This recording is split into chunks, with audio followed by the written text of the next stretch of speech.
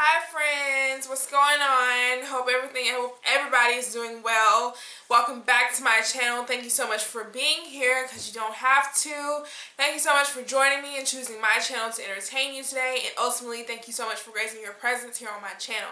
I truly appreciate you stopping by. Alright, let's get into it. Dry locks. That's the topic for today. That's what we're going to stay on topic for today. So let's get into it. Alright, so basically when you have dry locks, here are 3 tips that you can use to help combat that. One of them is that you need protein. Okay? Protein is very essential to your hair. Protein helps. I have some notes here, so if I look down, that's what I'm looking at. But protein is used to help build those tissue cells strong and healthy, especially if you're lacking them. Protein helps stabilize those cells so that they can grow stronger, and it helps to, of course, prevent breakage. So that's the whole gist of protein and what it does for your hair. You can look up more nutritious values of what protein can do for your hair, but that's the basics, and that's really all you need to know, unless you just want to do extra research. Hey, that's on you. That doesn't hurt either. But protein, just like it says, it builds, it restores, and it storages the moisture within your hair. So why would we need that for locks? Just like one thing when people say, and kind of confused, is when people say locks and loose natural hairs are totally different. Yes and no at the same time, because even though it's not loose natural hair, it's still natural hair. So it's still going to get dry. It's still going to lose moisture. It's still going to have breakage, you know, God forbid. But at certain points in your journey, if you don't trim, if you don't keep it up, if you don't add the protein in there, it's going to do all these different things just as if you was loose natural. It's just doing it all in one. It's locking in one. It's shedding in one.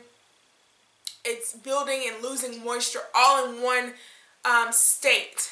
So the reason why you would need protein, again, is, like I said, to help store, rebuild, and restore the moisture and your pH balance all back into your locks. So how do you know if you need a protein treatment or if you need some type of protein within your hair? One of the main things you can notice is that if your hair is breaking off, that's definitely a sign that if you need a protein treatment. If your hair is breaking off, your strands are becoming very split and it's sliding slowly up the shaft of the hair or slowly up the lock of the hair or the follicle, however you want to describe it. You guys get what I'm saying, right? That's how you know if you need that protein restored back in your hair.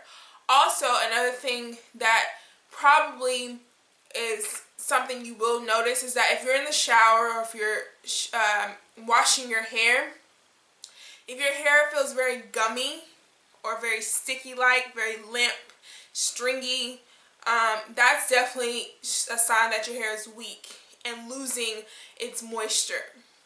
It's not able to keep in the moisture as tightly or as for long periods of time. Another way to tell if your hair needs protein is, the most common way, is that if your hair feels dry. And that's the reason why I kind of brought this video to you today, because my hair, as you've seen for my month 3 going into my month 4, but mostly in my month 3, my hair was extremely dry. So I was trying to figure out all these different ways. As you've seen, I used creams, made my own essential spray, but something was still lacking. And that's when I knew I needed a protein treatment, or I needed some type of protein mixture back into my hair, excuse me. So what I do is I actually have my own concoction of protein, and basically it's in this jar right here. I keep it, what is it called? I keep it sitting, but it's called, I forget. It's basically marinating, and it is quinoa seeds mixed with water, aloe, and cinnamon. So if you look closely, you can see the quinoa seeds. You can see the aloe floating around, and you can see the cinnamon stick. So that's what I keep in my jar, and it's been marinating for a while now. I just keep it on standby just in case my hair feels a little dry. I put it in my mixture, which of course is my essential spray. It's in a Carol Starter bottle, but it's my mixture with turmeric, aloe, and protein. And of course, the main ingredient is water. So if you don't have quinoa seeds, or if you don't feel like going to the grocery store and you have rice on hand, rice water, you know, the little popular fad that went around, but it's actually really good for your hair as well. It grows your hair, but also re-strengthens your hair. And it's good to have it sitting in a, I forget, if you know the word I'm trying to say, that basically you have your protein or your grains sitting in water. I forget what it's called, but if you know what I'm trying to say, please leave it down below so I can click next time I want to introduce it to somebody else. But yeah, if you don't have quinoa seeds, you can use rice. Any type of rice. I would stay away from yellow rice because it has all the seasonings in it. But any type of white rice, jasmine rice, whatever type of rice you have on hand, just go for it. Have it sitting in a jar where it can marinate in water, and then you get all the protein nutrients infused out of it. So this is one really good way to help re-strengthen back your hair to its normal state, into a healthier state. So again, I use my protein concoction, put it in a spray bottle, and I use this every so often, or sometimes because I'm at home more, I use it all throughout the day. Like if I take a nap and I wake back up, of course my hair is dry because I've rolled around a little bit, got all the juices on my pillow because I really don't sleep with a scarf.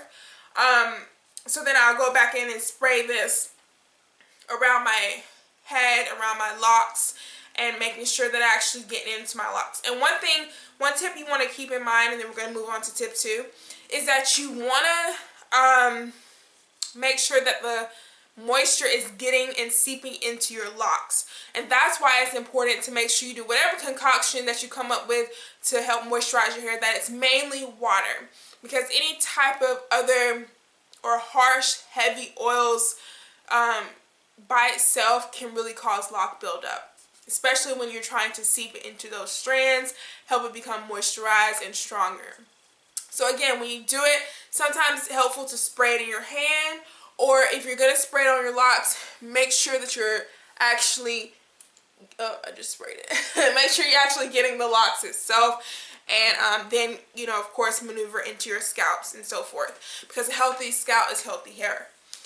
Okay, so tip 2 is to use a, a conditioning or moisturizing shampoo. Because a lot of shampoos, which just depends on your preference, are very stripping for the hair. So you want shampoos, especially when you're trying to build the moisture back in. You want to have a moisturizing shampoo, and most of it comes with oils like, what's one that's in my shampoos? Neem oil. Some shampoos have shea butter.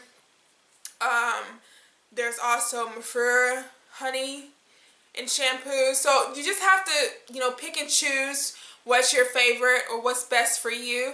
But you mostly want to go towards a nourishing shampoo that's going to restore the moisture as it's rinsing and cleansing your hair. Okay, because that's ultimately what's going to build up that pH balance and help that keratin in your strands become a lot more stronger. So that's really it for the second tip about shampoos and conditioning your hair. The next tip and the last tip is one of my favorites, is after you wash your hair. This is not all the single time, okay? This is just every once in a while when you wash your hair and you feel the dryness after a really good wash. Which, if you're using a nourishing and moisturized shampoo, it should not be that dry. But just to be on the safe side, especially for colored treated hair, you want to make sure that your hair is very conditioned. And how to do that is after each wash, or after every so often wash, you want to go in with a leave-in conditioner. I like leave-in conditioners that come in a spray bottle, just because I feel like sometimes the creams are a little bit too heavy and it doesn't moisturize as much as I need to, because if I go in too heavy with a cream, I can cause lock buildup. But with a spray, it's mostly water in the bottle, so it's not going to cause as much of a friction or as much as moisture buildup as much as a cream would do. Does that make sense? But I still use creams sometimes, okay? But if I do, not that much, and not as a conditioner. I just don't, that's just not my theory. I know it's a little bit off, like why would you use it to moisturize and not condition? Just my theory. I like things the way I like things, okay? But you definitely want to go in with a leave-in conditioner, mostly one that's a spray because it's filled with water and oils and stuff, like light oils mostly. But I've used, and I've actually have gravitated towards the coconut milk and honey hydrate and shine leave-in conditioner by African Pride. It's the moisture mixture. Here it is, and as you can see, you don't need that much. I haven't used that much since I've been on my lock journey, or since I've been color treated, and I found out that my hair gets drier than normal. I have been going in with this, and it's actually been helping, because this actually helps, of course, when you shake it up, because it has the coconut milk and honey pieces in the water itself, so you kind of want to shake it up to get a good mixture. Spray it in your hands, of course, is first, because you don't want just one spot filled with moisture. You want to get your whole head, and the best way to do that is to spray your hands, rub together, massage it through. Leave-in conditioners help moisture retention. It helps the moisture stay in there longer. It helps with conditioning the scalp and the locks from the inside out, especially if you seal it with a good oil. So that's why I like the leave-in conditioner. But again, you don't have to use this every single time you wash your hair. Just when you wash your hair and you feel that it needs the extra support, extra good loving, go in with a leave-in conditioner. If your hair is color treated, you definitely want to use some type of leave-in conditioner so that your hair is moisturized after you shampoo, because our color treated hair is prone to get damaged faster if we're not taking good care of it. Okay, so those are my 3 tips. The main one I'm really enjoying is the protein, because it helps with the moisture retention, but it also helps strengthen those follicles so that they can grow a little bit healthier each day. I hope this video helped. If it did, go ahead and give it a like. Subscribe down below so that you can come back and see this beautiful face and with these beautiful locks continuously. I truly appreciate you guys with every comment that you leave and every gratitude that you show. So feel free to show any type of love in any way that you so shall please. And I will see you guys in my next video. Thanks so much for stopping by. Stay safe, stay clean, but stay loving. Good loving. Peace.